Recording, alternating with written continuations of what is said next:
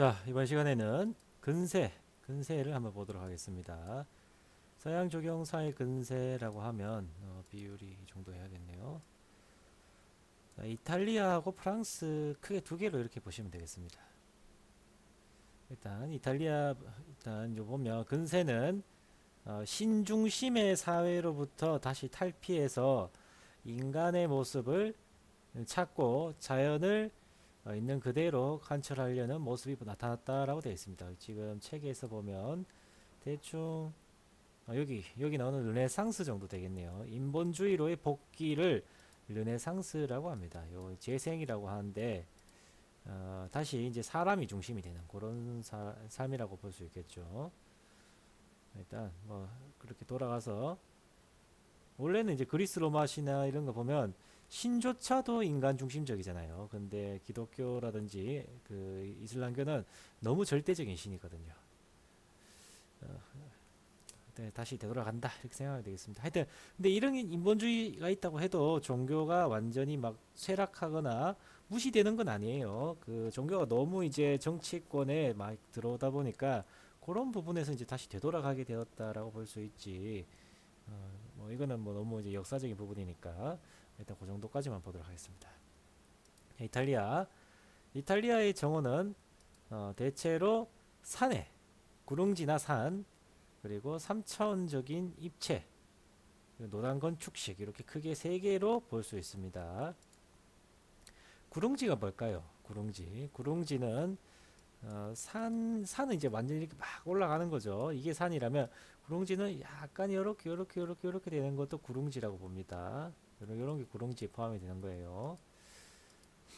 그리고 3차원이다라고 되어 있는데 3차원이 뭐냐면 결국 이탈리아 조경은 이렇게 산으로 된 곳에 하니까 보통 조경이 수평적이거든요. 수평적. 근데 이거를 수평적으로 할 수가 없는 거예요. 깎아야 되죠. 결국엔 이렇게 막 깎아야 되니까 수직의 개념이 들어가게 됩니다. 그러니까 3차원이 되는 거예요. 3차원. 그리고 이렇게 만든 거를 로단 건축식이라고 부르죠. 뭐 이렇게 생각하면 쉽습니다. 너무 어렵게 생각하지 마세요. 자, 왕이나 귀족의 그 중심에서 돈을 버는 신흥 부유층 상인으로 권력의 중심이 넘어가게 됩니다. 왜냐면 이탈리아 지리적 위치가 어느 정도 들어가게 되는데 자, 이 지도를 보면 느낌이 오겠지만 이쪽 유럽의 그 서쪽이 이제 힘이 많죠. 요 스페인이나 이런 데인데 이런 데서 이제 해상 무역을 통해 가지고 이렇게 이슬람으로 넘어가게 됩니다. 배가 왔다 갔다 하게 되는데 이탈리아가 중간에 있어요. 이렇게 중간에 있죠. 배가 이렇게 길게 오랜 시간을 지나다니는 게 쉽지가 않습니다. 뭐랄까 뱃사람들이 씻지도 못할 것이고 먹는 음식도 보급을 받아야 되고 중간중간 쉬어줘야 되거든요. 그러면 중간에 그 쉴 수 있는 기지가 필요합니다. 그게 바로 이탈리아가 됐던 거예요. 이탈리아 여기 나오는 이 이탈리아가 넘어가는 지중해 무역의 중심이 됐던 겁니다. 그러니까 돈이 많이 생길 것이고 상인들이 돈을 많이 벌게 될 겁니다. 당연히 그럴 수밖에 없는 사회예요.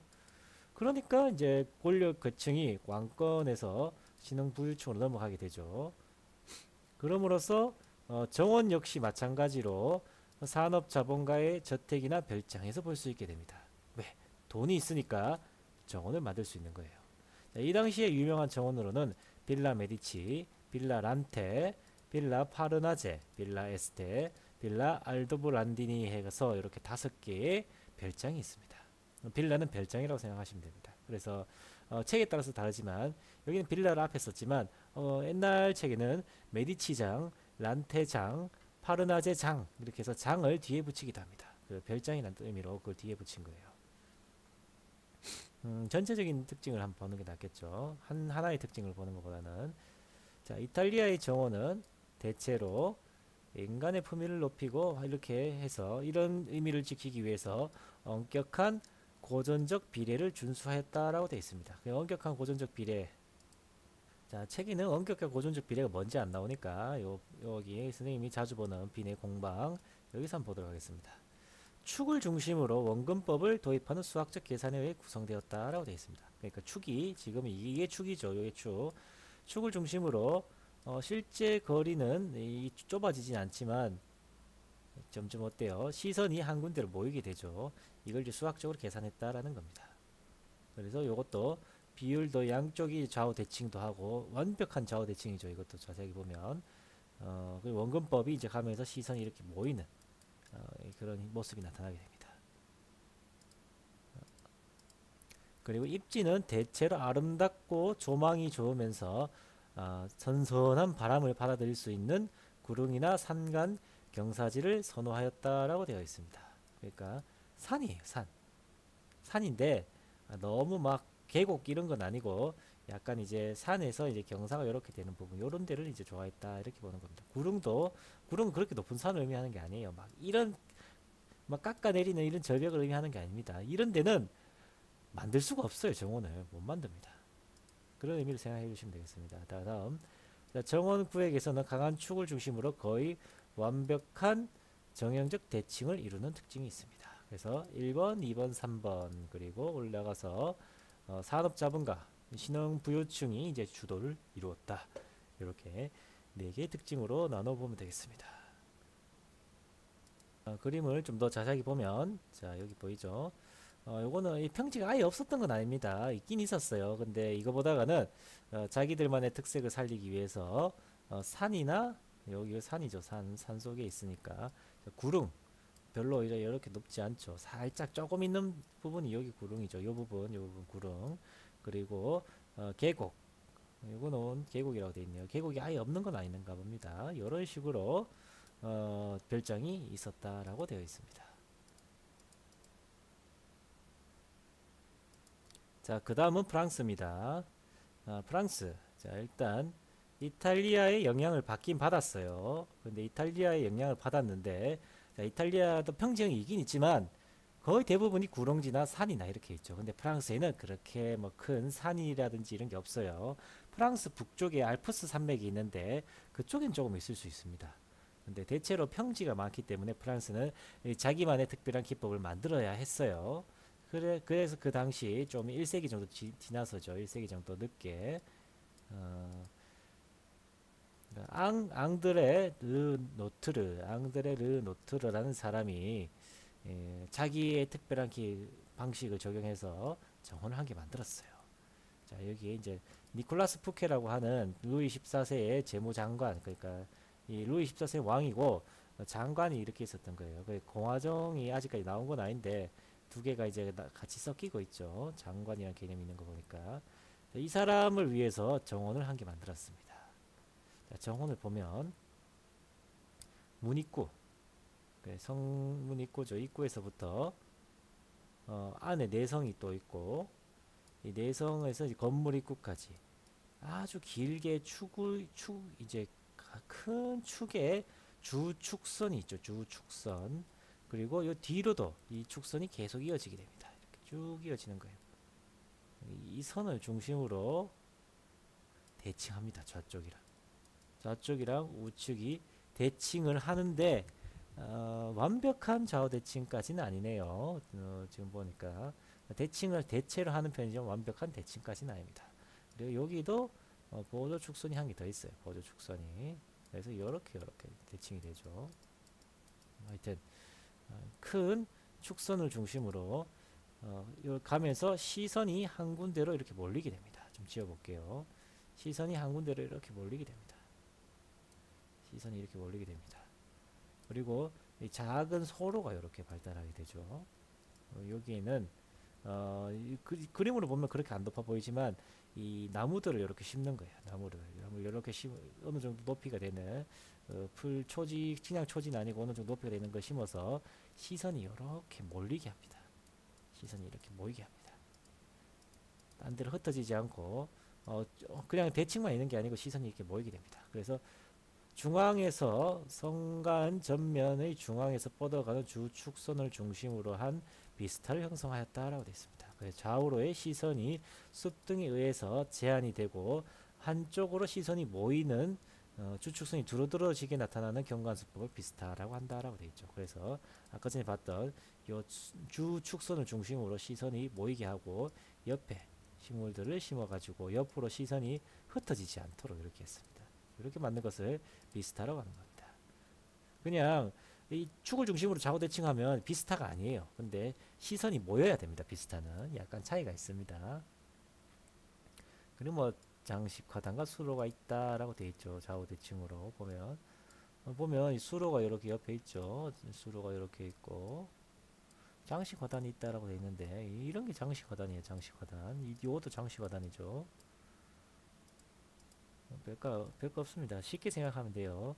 화단은 수림을 형성하고 있다. 수림을 배경으로 하고 있다라고 되어 있습니다. 수림은 숲이라고 생각하면 됩니다. 나무로 된 숲을 수림이라고 하는 거예요. 자, 이 나무로 된 숲이 이렇게 막 보이죠? 이렇게 배경으로 하고 있다라고 되어 있는 말 자체가 그런 의미인 겁니다. 수림으로 하고 있다. 수림을 배경.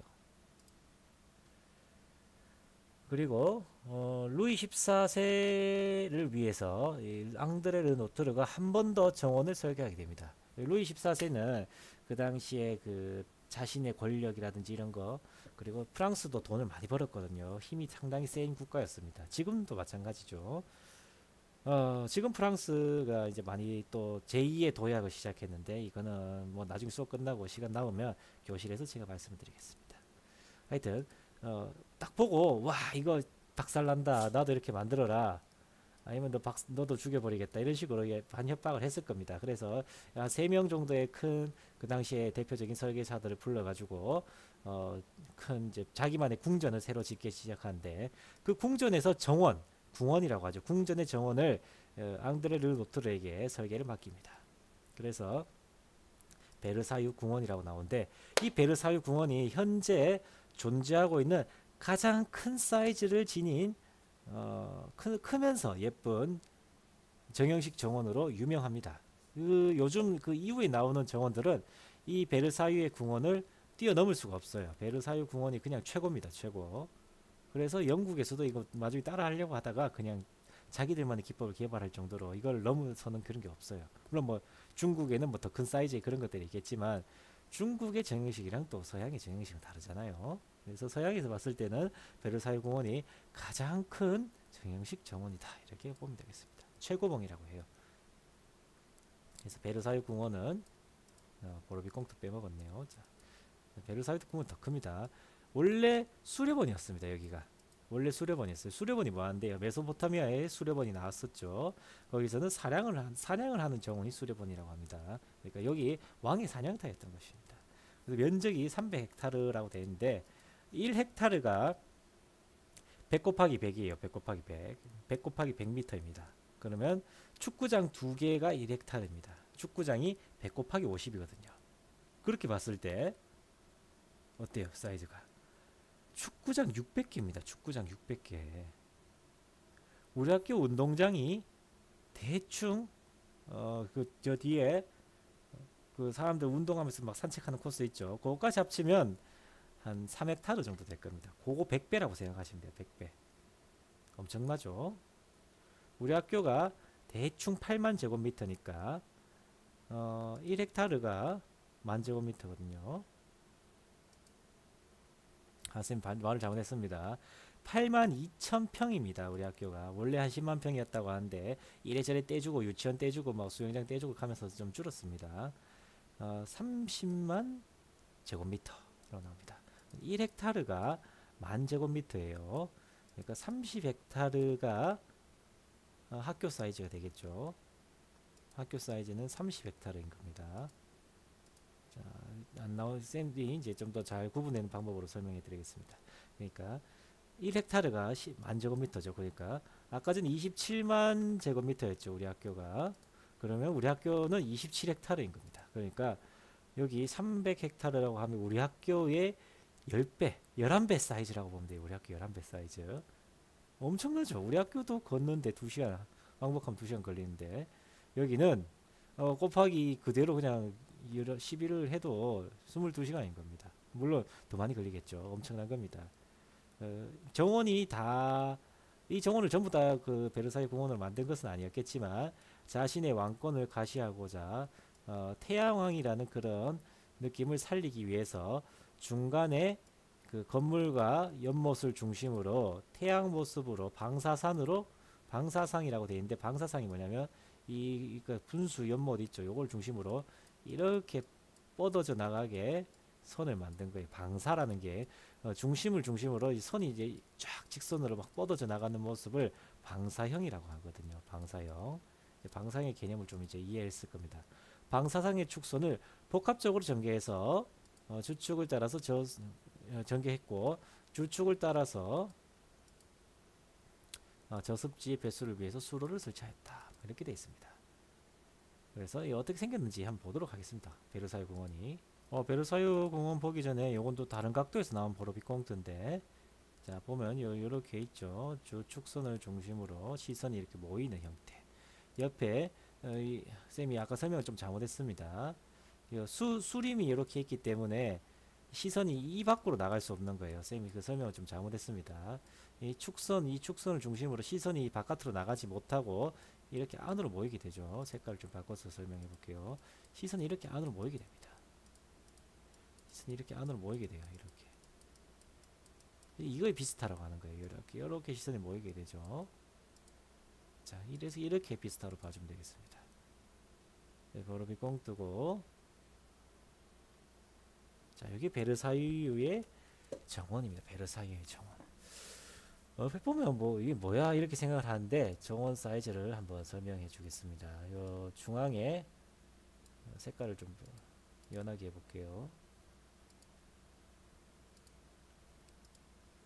자, 중간에 이 건물이 중심입니다. 건물 중심이고 이 건물을 중심으로 선이 요렇게 뻗어갑니다. 선이 이렇게 뻗어가죠. 맞죠? 그 다음에 분수 연못을 중심으로 또 뻗어가게 되는데 이건 지금 여기 그림으로는 제 이해가 잘 안되니까 좀 내려가서 다시 딴 그림으로 보도록 설명하도록 하겠습니다. 여기에 그렇네요. 자, 아까 봤던 그림이 요 건물이었죠. 요 건물을 중심으로 이렇게 선이 뻗어져 나가죠. 이해됩니까? 그리고 여기 보이죠? 중앙수로입니다. 중앙수로를 중심으로 이렇게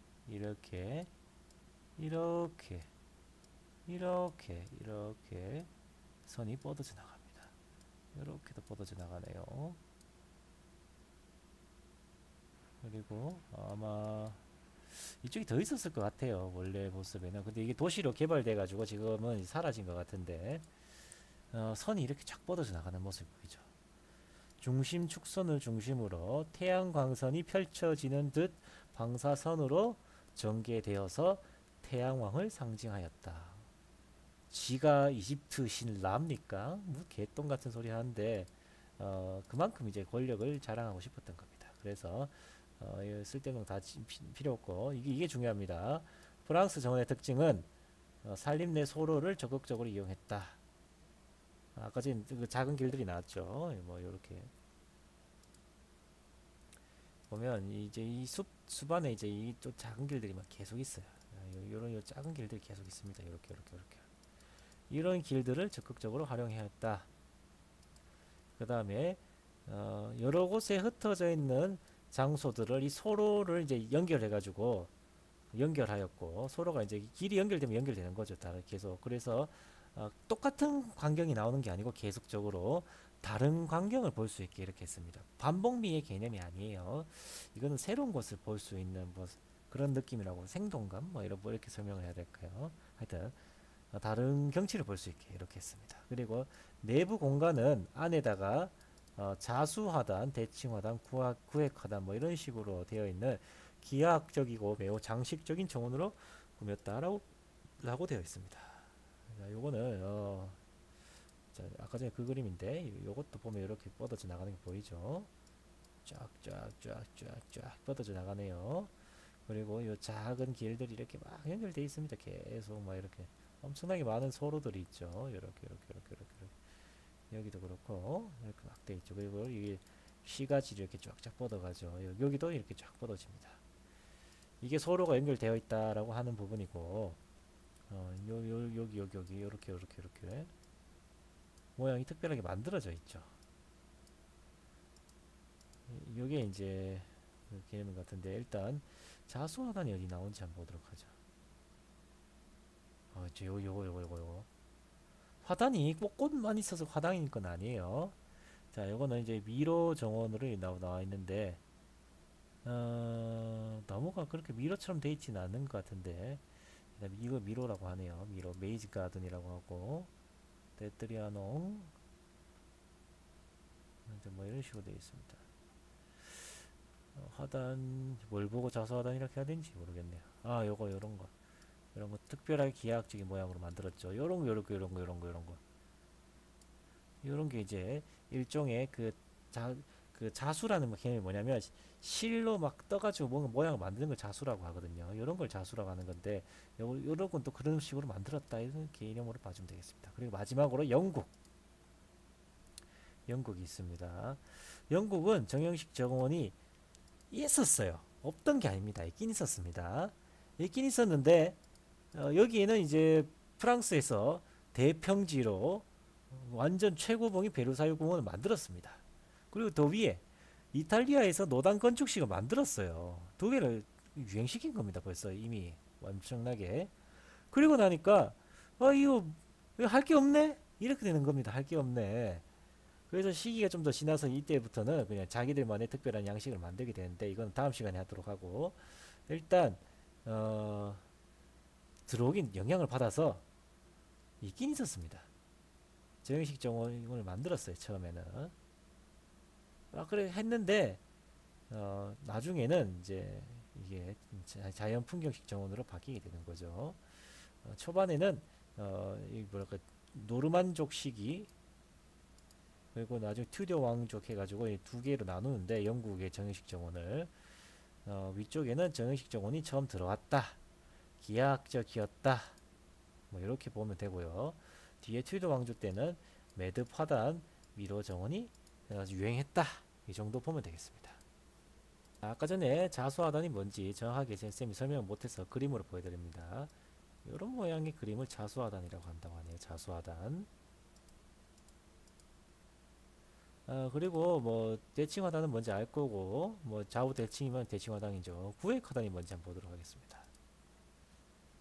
구획하단은 이제 검색을 해보면 구역을 나누어서 뭔가 했는 게 구획하단입니다. 지금 그림이 좀 예쁜 게 없는데 자, 이 전체가 하나의 구획이 되는 거예요. 하나의 구획. 여기에 뭘 하게 되면 구획하단인 겁니다. 그러니까 선을 화단인 곳이랑 화단이 아닌 곳을 명확하게 구분을 해 놓은 게 구획하단이에요. 그러니까 이거 자수화단, 대칭화단, 구획하단은 세 개가 같아질 수 있는 겁니다. 다음 이제 매듭화단을 보도록 하겠습니다. 자, 비내 공마은 정원에 또 매듭화단이 나오네요. 낮게 깎은 해양목 이렇게 이제 만들어 놓고 여기에 이렇게 모양을 이렇게 했죠. 뭐 이런 거를 이제 매듭하단이라고 하네요. 매듭하단이나 자수하단이랑은 뭐 거의 같은 말이라고 보면 될 것 같습니다. 그 큰 차이를 쌤도 잘 못 느끼겠어요. 이런 게 매듭하단이다.